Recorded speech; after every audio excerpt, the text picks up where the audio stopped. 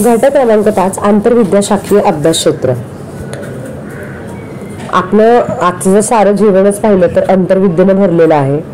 म्हणजे इथे एक उदाहरण दिलेलं, त्याच्यावरून लक्षात येईल आपल्याला की आंतरविद्याशाखीय अभ्यास म्हणजे नेमकं काय. तर इतिहासात प्रथमच भूगोलाची परीक्षा रद्द झाली आणि तीही सूक्ष्म जीवशास्त्रामुळे.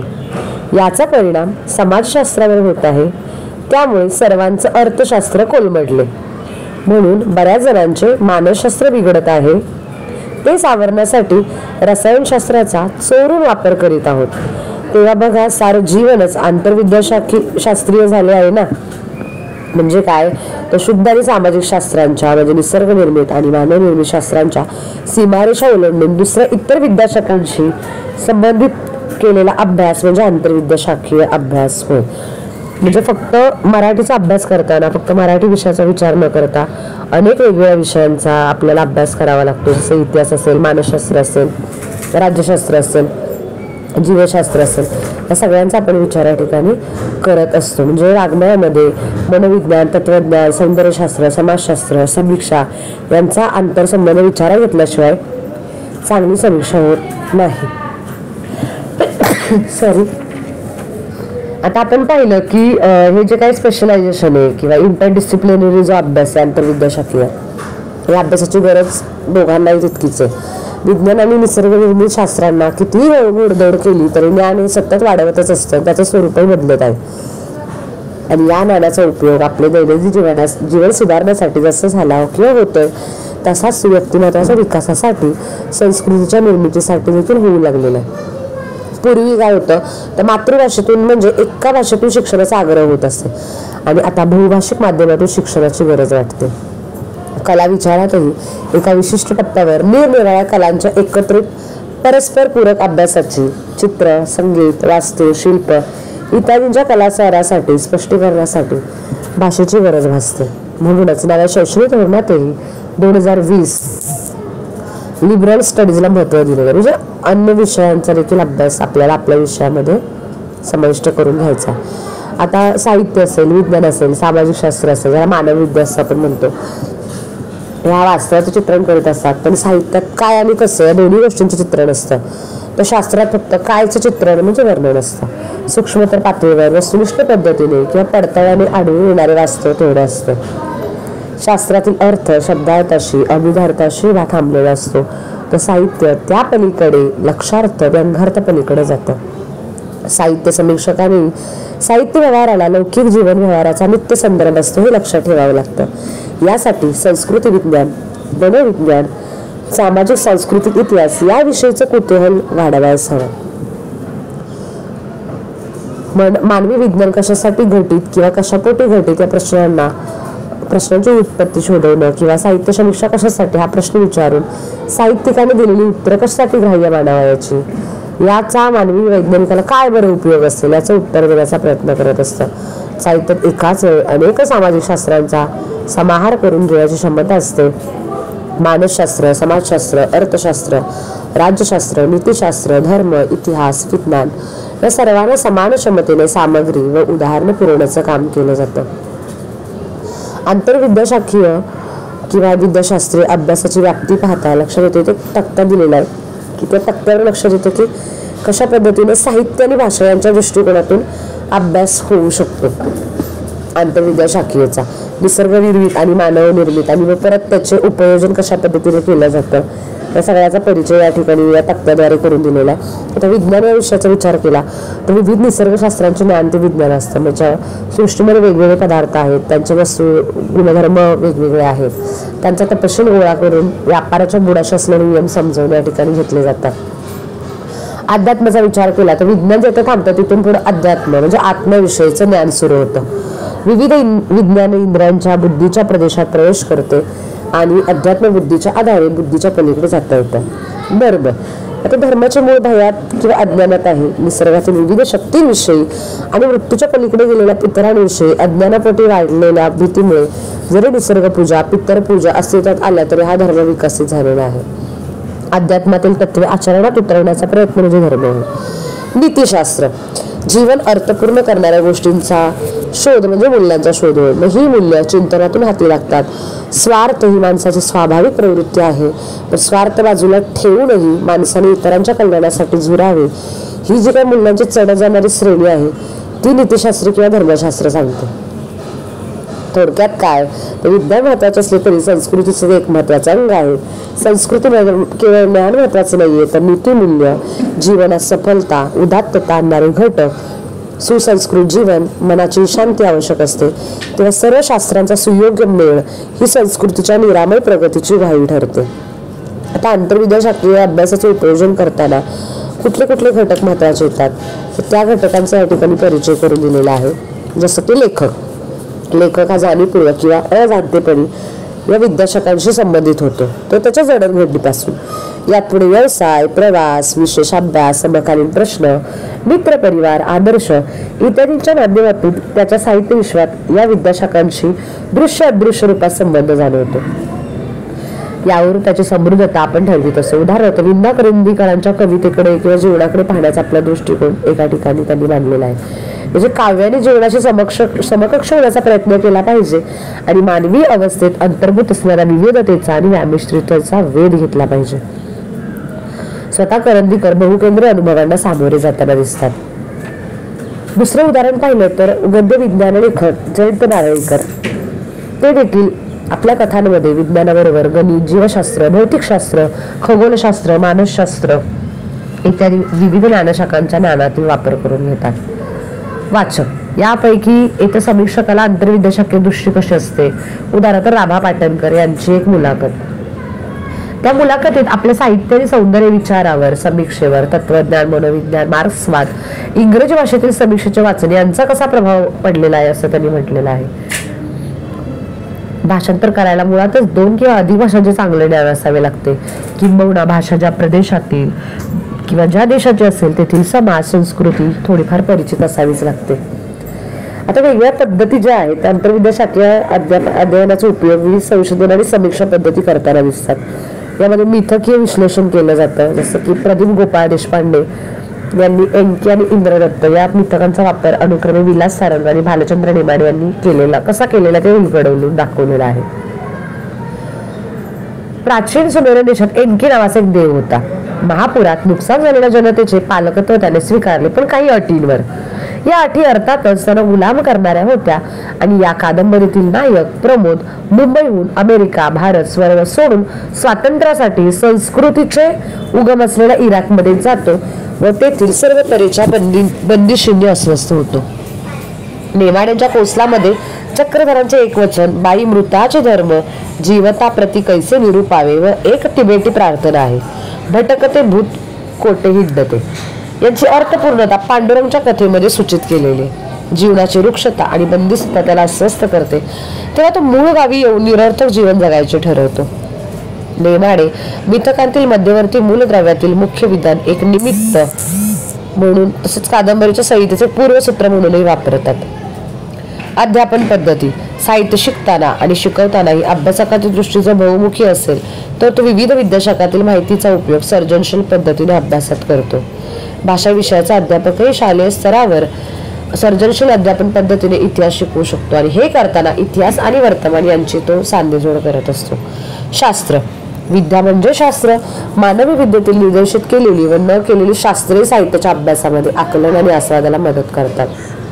संख्याशास्त्र भाषेचा संदर्भ निरपेक्ष अभ्यास करताना संख्याशास्त्र, गणित या शाखांची मदत होते.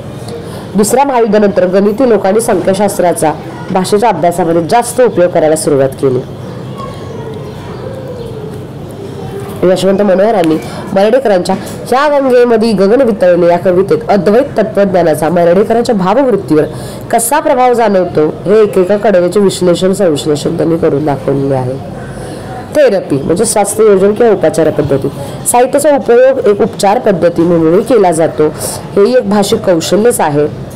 वाचन क्रियेतही अनेक संलग्न क्रिया समाविष्ट असतात, जसं की अक्षर ओळख, अर्थाकलन, स्मरण, विचार, चिंतन, कल्पन, उपयोजन. वैद्यकीय क्षेत्रात काही वेळा एकच एक उपचार सर्वांसाठी लागू पडत नाही व अशा वेळी आंतरक्षेत्रीय अभ्यासातून वाचन उपचार ही एक पद्धती विकसित आलेली आहे. सुयोग्य पद्धतीने वाचन संस्कार केले तर भलत्याच दिशेने जाणारी पावले वळविता येतात. या गृहीतकांवर आधारलेली ही एक पद्धती आहे. आंतरविद्याशाखीय अभ्यासाचे महत्त्व आणि फायदे लक्षात घेता जागतिकीकरण, आर्थिक उदारीकरण, बाजारवाद या प्रक्रियेने प्रादेशिक संस्कृती व भाषा, वाङ्मय यांच्यासमोर नवी आव्हाने उभं केली. ही आव्हाने सामाजिक शास्त्रांपुढे आहेत. महासत्तांच्या वैचारिक सांस्कृतिक साम्राज्यवादातून विचार प्रणालीचा अंत, इतिहासाचा अंत यासारखे सिद्धांत मांडले जात आहेत. 1912 मध्ये V.K. राजवाड यांनी व्याकरणशास्त्राचे सामाजिक महत्त्व हा लेख लिहिला आणि त्यात ते म्हणतात की व्याकरणशास्त्र हे समाजशास्त्राचे, इतिहासशास्त्राचे, मानववंशशास्त्राचे मोठे उपकारक आहे. या तिन्ही स्तरातील अनेक गोष्टींचा उलगडा तौलनिक व ऐतिहासिक व्याकरणाच्या सहाय्याने जसा होऊ शकतो तसा इतर कोणत्याही शास्त्रांच्या सहाय्याने जसा व्हावा तसा समर्पक होत नाही. फायदे लक्षात येतं की या अभ्यासाचा फायदा लेखकाला कसा होतो तर अशा मराठी भाषा मुमूर्षू किंवा हल्ली लेखकाचा लेखकराव होतो का, अलीकडे महाकाव्य निर्माण का होत नाहीत असे जे काही प्रश्न उपस्थित होतात त्या ठिकाणी लक्षात येतं की आपले लेखक संकुचित आहेत. त्यांच्या ठिकाणी वाङ्मय ठोंबेपणा आहे. कवी किंवा लेखक याचा अर्थ एकेकाळी ज्ञानी असा होता. लेखकात कल्पकता होती. प्रतिक्रियांचा संकुचितपणा, आवर्तपणा, गंभीरतेचा अभाव हे सारं दूर करायचं असेल तर आपल्या लेखकाने विशाल समाजाचे नागरिक झालं पाहिजे. समीक्षक, आता वाङ्मयीन संस्कृती तयार करण्याचं महत्त्वाचं जे काम आहे त्याच्यामध्ये टीका ही एक महत्त्वाचं साधन असतो. समीक्षक जाणता, वाचक, भाषांतरकार, दुभाषी, अध्यापक हे महत्त्वाचे कार्य करत असतात. कोणतीही साहित्य कृती किंवा साहित्य हे एक सामाजिक आणि सांस्कृतिक घटित असते आणि म्हणून तिची समीक्षा करताना केवळ वाङ्मयीन किंवा कलावादी दृष्टी ठेवून चालत नाही. साहित्यकृतीचा विचार केला तर साहित्यकृतीचा लेखक जेव्हा विविध विद्याशाखांचा अभ्यासक असतो किंवा तो असेल तर आपल्या कृतीतून रिचविणारा असेल तर तो कलाकृतीचा दर्जा उंचवतो. उदाहरणार्थ केतकर यांनी कादंबऱ्यातून सदाशिव पेठ ओलांडली. मर्ढेकर, विंदा करंदीकरांनी जेव्हा देशदूषणचे संदर्भ सामग्री आपल्या कवितेतून पेरली चांगल्या अर्थाने, आत्मनिष्ठेने, तेव्हा पारंपरिक नाटकाच्या रूपबंधाचीच मोडतोड त्यांनी केलेली दिसते. खूप लोक आहेत म्हणून श्याम मनोहर यांनी कृष्णमूर्तींच्या तत्त्वज्ञानाचा आधार घेतला. मानव विद्याशाखेचा विचार केला तर सध्याचे युग हे भिन्न भिन्न संस्कृतीचं अस्तित्व भान विसरायला लावणाऱ्या बहुसंस्कृतीचं एक रूप आहे. म्हणूनच बहुसांस्कृतिक आणि आंतरज्ञान शाखात्मक संशोधनाची गरज फार आहे. संशोधन विषयाचे काही नमुने या ठिकाणी दिलेले आहेत की अशा पद्धतीने आपण आंतरविद्याशाखीय अभ्यास करू शकतो. पुढचा घटक आहे संहिता, पाठचिकित्सा व संहिता संपादन. आता एकूणच या घटकाचं एक वेगळेपण असं आहे की संहिता किंवा पाठचिकित्सा हा शब्द जुना जरी असला तरी हल्ली ग्रंथांचे स्वलिखित म्हणजेच लेखकाने स्वतः संगणकावर लेखन कोटे व त्याचे मुद्रण प्रत दिली, मुद्रण केले या रूपातच मुद्रण होत जरी असली तरी चिकित्सेची गरज असतेच. आणि ही चिकित्सा म्हणजे पुस्तक परीक्षण नव्हे, जसं धाड्यांसाठी असलेल्या स्पष्टीकरणात्मक टिपाई नव्हे तर वाचकाला एक अभ्यासक म्हणून पडणारे प्रश्न, त्याचा यथायोग्य धांडोळी घेऊन पटेल रुचेल अशी दिलेली उत्तरं. म्हणजे संशोधन जुन्या साहित्याचंही होत असतं, असायलाच हवं. पण आपल्याला उपलब्ध होणारी प्रत हस्तलिखित, टंकित ही काळ लोटल्यामुळे असतेलच असे नाही, इथं शंका घेणं चुकीचं वाटेल म्हणून. पण कालिक अंतरामुळे असं घडायला अनेक कारणांनी जागा असते. म्हणून सेफर साईड मुळापासून ग्रंथ तपासायला हवी. अनेक प्रती असतील तर त्या गोळा करून त्याची तुलना करायला हवी. न्यायदानापूर्वी प्रत्येक प्रतीतील शब्द मजकूर स्वतंत्र तौलनिकरित्या तपासायला हवा. त्यासाठी पाठचिकित्सेची गरज असते. एकूणच संहितेची चिकित्सा करून फक्त चालत नाही तर अशा संहितेचे संपादन करावयास हवं. संहिता म्हणजे मूळ पाठ किंवा लेखन जे केलेलं असतं ते. तर संपादकाच्या दृष्टिकोनाबरोबर शास्त्रीय दृष्ट्या महत्वाच्या घटकांचाही विचार झाला पाहिजे. उदाहरणार्थ टिपा देणे, गोळा केलेली माहिती पूरक म्हणून परिशिष्टात येणे, प्रक्षिप्त मजकूर शोधल्यावर मुळी वरहुकूम संश्लेषक पद्धतीने संहिता सादर करणे, ग्रंथातील आशय भाषा यांची कालसुसंगत जोडणी करणे. काही संशोधन योग्य विषय घेऊन अभ्यासाचे दिशासूचन केलं जातं आणि अशा सिद्ध प्रतिवर समीक्षेचा डोलारा उभा राहतो. आणि अशा मूलभूत कामाला स्वतंत्र संशोधनाचा दर्जाही दिला गेला पाहिजे. तर संहिता चिकित्सा किंवा पाठचिकित्सा हा विचार काही मराठीला नवीन नाहीये, कारण संस्कृत काव्य नाटकांवर लिहिलेल्या टीकात त्याच्या शास्त्रीय नसलं तरी स्थूल स्वरूप दिसून येतं. उदाहरणार्थ मल्लिनाथाने कालिदासाच्या मेघदूतावरील आपल्या टीकेत त्यातील प्रक्षिप्त श्लोक आणि पाठभेद यांचा निर्देश केलेला आहे. संकल्पना लक्षात घेता संपादनार्थ केलेल्या संहितेच्या ग्रंथ किंवा हस्तलिखित चिकित्सक बुद्धीने सर्वांगीण विचार करून उपलब्ध हस्तलिखितातील पाठांतराची काळजीपूर्वक नोंदणी करून पाठ चिकित्साशास्त्रानुसार ग्रंथकाराला अभिप्रेत असलेला पाठ निश्चित करणं व त्यानुसार संपूर्ण ग्रंथाची संहिता तयार करणं म्हणजे संहिता चिकित्सा होय. संहिता ग्रंथ संपादनाचे कार्य यापुढेच असते. पाठ संहिता निश्चित झाली तरी अन्य उपलब्ध संहिता हस्तलिखित मिळवून त्याची वर्गवारी करणं, त्याचे परस्पर संबंध तपासणं, तुलना करणं, कारण देणं, भिन्न पाठांच्या तळटीपात नोंदणी करणं, आवश्यक तेथे टिपा देणं, अर्थनिर्णयन करणं, जरूर तर भाष्य करणं, संहितेचे समाजाशी असलेले ऋणानुबंध उलगडून दाखविणं, शब्दकोश, सूची, कठीण शब्दांचे अर्थ देणे, अन्य ग्रंथात आलेले निर्देश सांगणे. थोडक्यात काय तर संहितेचा इतिहास, भूगोल, त्या ठिकाणी आवश्यकतेत नकाशे, स्थळ, काळ, भ्रमंती इत्यादी वर्तमानातील कालिक महत्त्व सांगणे म्हणजे संपादन. ते चिकित्सक संपादकाच्या ज्ञात्रनिष्ठ व ज्ञेयनिष्ठ अशा या पद्धती आहेत. आता गरज आणि महत्त्व लक्षात घेता सत्य शोधणे त्याचं महत्त्वाचं उद्दिष्ट असतं. मूळ ग्रंथाच्या जास्तीत जास्त जवळ जाता येतं. शुद्ध पाठामुळे संशोधनातील कठीण कोडी सुटतात. मराठीतील प्राचीन ग्रंथांचा शोध, बोध आणि चिकित्सा केली तर मराठी वाङ्मय इतिहासाची व्याप्ती वाढू शकते. लेखकाच्या मूळ उद्देश शबलित करणारे प्रसंग अनेक प्रमाद ग्रंथकृती शिरलेले असतात. हस्तलिखित, उपमुद्रित, पूर्वप्रकाशित आवृत्त्या यांच्या परीक्षण निरीक्षणातून साहित्यकृतीची सर्जन प्रक्रियेत मूर्तिमंतता साकार होते. पाठचिकित्सा जर भाषिक दृष्टीने झाली तर भाषेचे ऐतिहासिक व्याकरण सिद्ध होण्यास मदत होते. थोडक्यात काय तर प्रतिशुद्ध संहिता ही मूळ योग्य रीतीने समजून घेणं महत्त्वाचं साधन आहे. व्याप्ती पाठचिकित्सेची पाहता इथे एक छान तक्ता दिलेला आहे की संहिता चिकित्सा आणि संहिता संपादनामध्ये कुठल्या कुठल्या पद्धतीने आपल्याला पाठचिकित्सा करता येते. ग्रंथ वर्णनाचे असेल, तुलना, लिपी, त्यानंतर संहिता संपादनामध्ये मग संपादनशास्त्र, संशोधनशास्त्र, समीक्षाशास्त्र, साहित्य वाङ्मय इतिहासशास्त्र, ग्रंथ परीक्षणशास्त्र, ग्रंथ बांधणीशास्त्र आणि मुद्रणशास्त्र इत्यादींचा आपल्याला परिचय करून घेता येतो. लिपीशास्त्राचा विचार केला तर मग पुढे त्याच्यामध्ये लिपीचे वर्णन, देवनागरी, ब्राह्मी, सकळा, सुंदरी, मोडी, बाळमोर इत्यादी. पाठचिकित्सा शास्त्रात देखील हस्तलिखित असतील, धार्मिक ग्रंथ असतील, संत साहित्य असेल यांचा अभ्यास केला जातो. संहिता संपादनात प्रामुख्याने समाविष्ट होणाऱ्या शास्त्रामध्ये ग्रंथ बांधणी, मुद्रणशास्त्र, साहित्यशास्त्र यांचा समावेश केला जातो आणि यथायोग्य पद्धतीने केला जातो. काही मूलभूत संकल्पना उदाहरण लक्षात घेता अभ्यासाचे दोन प्रमुख विषय होतात. संहिता म्हणजे पाठचिकित्सा शास्त्र आणि दुसरा संहिता संपादनशास्त्र. तर संहिता पाठचिकित्सा शास्त्रामध्ये प्रामुख्याने कुलसंबंध, पाठदुरुस्ती, पाठनिश्चिती आणि संहिता निश्चिती यांचा समावेश होतो. तो कुलसंबंध आणि वंशवृक्ष म्हणजे काय तर काही वेगवेगळ्या प्रती असतात साहित्यकृतीच्या किंवा हस्तलिखित असतात, मुद्रित असतात इत्यादी जमवणं आणि त्यांची नोंदणी करणं. नोंदणीच्या साहाय्याने त्यांचे परस्पर संबंध दृष्टीपथात आणणारा तक्ता तयार करणं. मग आपल्याला या तक्त्याच्या आधारे कुलसंबंध, वंशसंबंध, शाखासंबंध या सगळ्यांची आपल्याला ओळख करून घेण्यास मदत होते. अशा प्रकारे हे जे काही वंशवृक्ष सिद्ध केले जातात त्याच्यामुळे वस्तुनिष्ठ पद्धतीने पाठनिश्चिती करता येते. पाठदुरुस्ती आता संहिता अभ्यासकांना अभ्यासासाठी संहितेची निश्चिती केल्यानंतर उपलब्ध पाठात किंवा प्रचलित पाठात बदल करणं त्याला आवश्यक वाटतं. मग ते कोणते तर नकलाकाराच्या नजर चुकीमुळे किंवा हस्तदोषामुळे झालेल्या चुका, मुद्रण प्रतीतील उघड प्रमाद, अन्य प्रतीतील शुद्धीपत्र पाहून आधार संहितेतील चुका, विरामचिन्हांची पद्धत बदलणे, आधार संहितेतील संदिग्ध दिशाभूल करणारे पाठ बदलून नवे घालणे इत्यादी.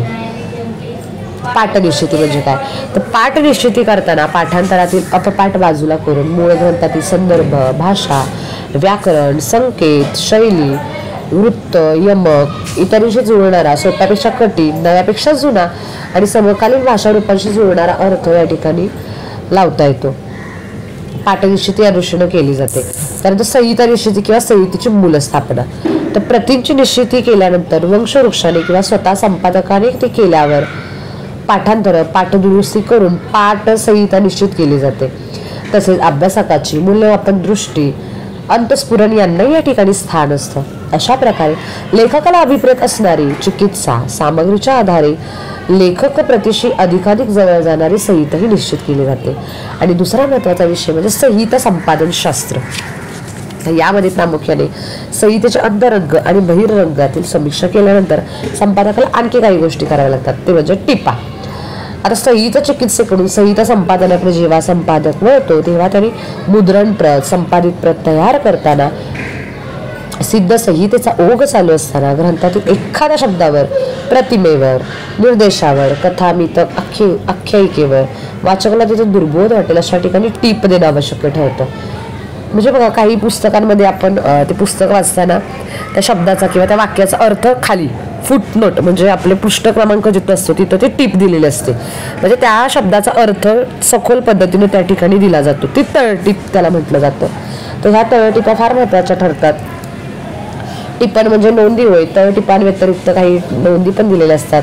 म्हणजे ज्या काही शंका उपस्थित झालेल्या असतात, वेगवेगळे नवनवीन अर्थ सुचले असतात, त्याची माहिती त्या टिप्पणी आधारे दिलेली असते. त्यानंतर काल सापेक्ष संदर्भ मांडणी. इथं संपादक किंवा संपादक संहितेचे समाजाशी असलेले ऋणानुबंध उलगडून दाखवतात. तत्कालीन राजकीय, सामाजिक, धार्मिक परिस्थितीचे विवरण या ठिकाणी केले जाते. लेखकाचे ग्रंथ निर्मितीचे उद्दिष्ट आणि समकालीन वाङ्मय निर्मितीच्या प्रेरणा यांची तुलना या ठिकाणी केली जाते.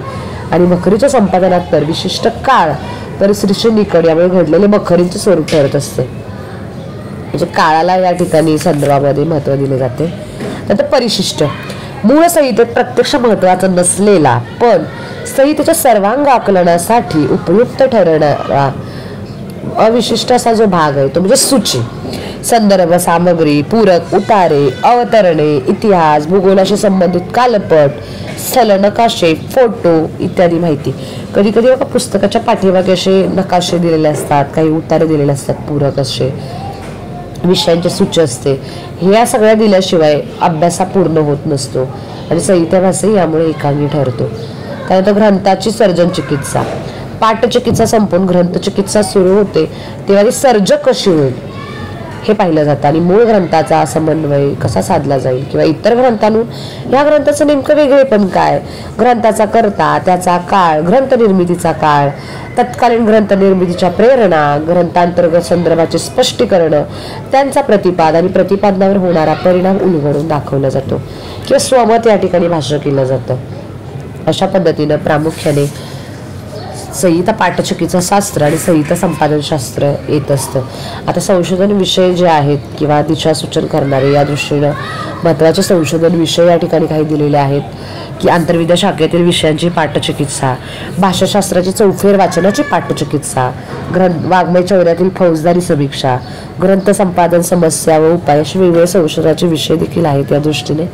आणि दिशासूचनामध्ये लक्षात येतं की विद्यापीठ आणि स्वायत्त संस्थांनी पदवी व्यतिरिक्तच्या संशोधनाला विद्यापीठी आणि प्रतिष्ठेच्या समकक्षेच्या सन्मानाच्या कक्षेत त्यांना आणलं पाहिजे. वाङ्मया व्यतिरिक्त अन्य शास्त्रातील ग्रंथ चिकित्सेला अनुमती द्यायला हवी. संशोधनासाठी दिले जाणारे अनुदान द्यायला हवं. महाराष्ट्रातील 50 वर्षाच्या आतील अभ्यासकांना संशोधन छात्रवृत्ती द्यावी. पाठचिकित्सा म्हणजे फोलपटांना फोडणी देणे असं होऊ नये असं वाटत असेल त्या दृष्टीने वेगवेगळे उपाय केले पाहिजेत. हल्ली लेखकाच्या संगणकीय लेखनातूनच मुद्रित आवृत्ती निघत असते, त्यामुळे पाठचिकित्सेचे परवर्धित रूप असे असेल का म्हणजे या दृष्टीने विचार केला पाहिजे. आणि पाठचिकित्सा होणं फार गरजेचं दिसून येतं आणि त्यामुळं कुठलाही ग्रंथ असेल त्या दृष्टीने आपल्याला याचा विचार करता येऊ शकतो. त्यामुळे पाठचिकित्सा किंवा संपादनशास्त्र देखील तितकंच महत्त्वाचं आहे.